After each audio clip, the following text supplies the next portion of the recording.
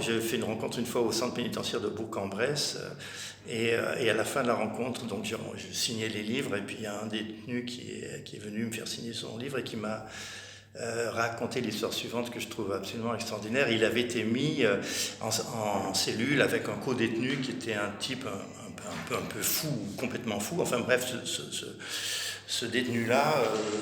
à 7h du matin ou 7h30 quand il commençait, il se mettait à parler et il ne cessait de parler toute la journée, jusqu'au soir, jusqu'au moment où... Donc, une sorte de laïus permanent, comme ça, qui ne s'arrête pas, qui rendait fou tout le monde. Hein.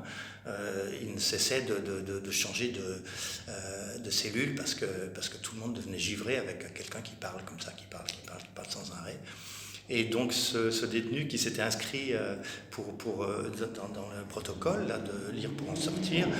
n'avait jamais lu de roman du tout, c'était la première fois, et il a eu un peu de la peine à rentrer dans le mien d'ailleurs, c'était un dossier, je me souviens, il m'a dit qu'il avait eu un peu de peine, puis d'un seul coup il s'est fait un peu happer avec cette sorte de disposition que j'évoquais juste avant, et il a oublié que le co-détenu bavassait, discutaillait, là, enfin parlait comme une sorte de moulin à parole. Ce qui fait que le moulin à parole en question est venu lui taper sur l'épaule en disant mais tu fais quoi alors l'autre lui a dit je lis, et ça s'est reproduit. Il a lu mon livre en 2 jours, il me racontait ça et je trouvais ça extrêmement touchant. Et ce que j'ai trouvé encore plus touchant et assez significatif, c'est qu'il a sorti de sa veste un exemplaire de mon livre, c'est-à-dire qu'il y en avait un qui lui avait été offert par l'association, il en avait acheté un autre de sa poche, 18 € en détention, c'est énorme, et pour acheter un bouquin, et il l'offrait au moulin à parole. Il m'a demandé de le dédicacer pour son pote,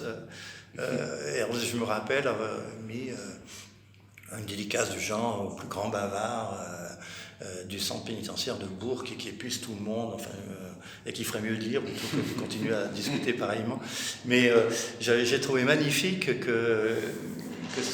cette découverte de la lecture qu'avait eu ce détenu aboutisse à ce qu'il dépense autant d'argent pour offrir mon livre à son co-détenu, le grand bavard.